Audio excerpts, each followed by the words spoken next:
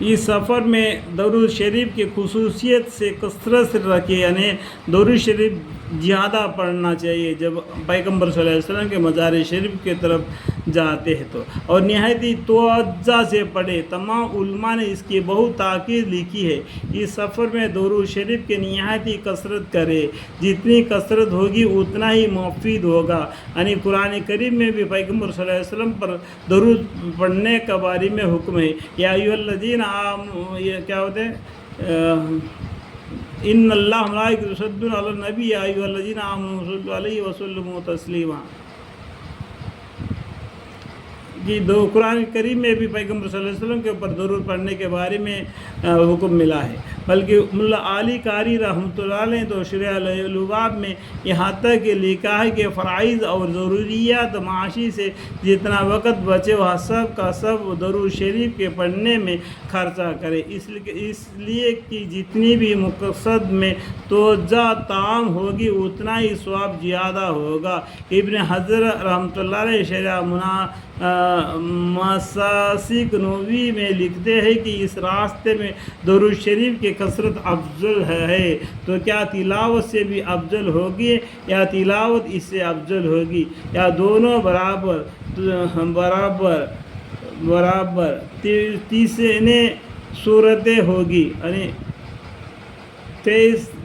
تینے صورتیں ہوگی۔ اور اسی طرح سے ہر وہ جگہ جہاں درود شریف کی کثرت مطلوب ہے، جیسا کہ شب جمعہ وغیرہ، اور ظاہری یہ ہے کہ اس جگہ درود شریف کی کثرت تلاوت کی کثرت سے بھی افضل ہے، اس لیے کہ یہ اس وقت ایک واقعہ وظیف ہے۔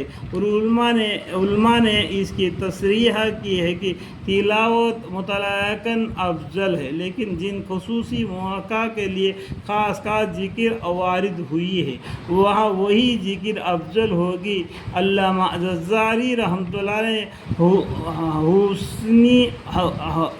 حسین میں لکھتے ہیں کہ افضل الذکر القرآن اللہ قیام شروع بغیر، یعنی سب سے افضل ذکر قرآن پاک کی تلاوت ہے، مگر جو جگہ کسی دوسری ذکر سے مشروع ہو وہ افضل ہوگا۔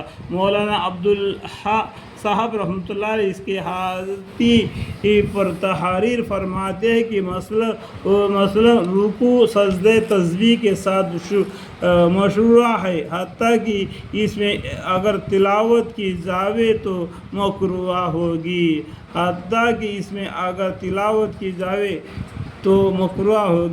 سجدہ تسبیح کے ساتھ مشروع ہے، حتیٰ کہ اس میں اگر تلاوت کی جائے تو مکروہ ہوگی۔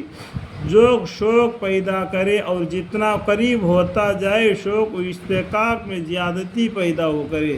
آدھا وصل شو نزدیک آتی شوق تیز تر کر دو، جب وصل کا وعدہ قریب آتا ہے تو شوق کی آگ اور زیادہ بھڑک جایا کرتی ہے۔ کبھی کبھی اس ذوق کو پیدا کرنے کے واسطے نعتیہ شعریہ بھی پڑھا لیا کرے۔ حضور اقدس صلی اللہ علیہ وسلم کی سیرت کی کوئی کتاب ساتھ ہو یا مل جائے تو اس کو پڑھ لیا کرے، یہ سن لیا کرے۔ آپس کی مجلس میں بھی حضور اقدس صلی اللہ علیہ وسلم کی علاوت کے تذکرہ رہا کرے، اور جو دن مدینہ پاک کے قریب کا آتا جائے اس میں خوشی اور اشتیاق بڑھتا جاوے۔ الحمدللہ رب العالمین۔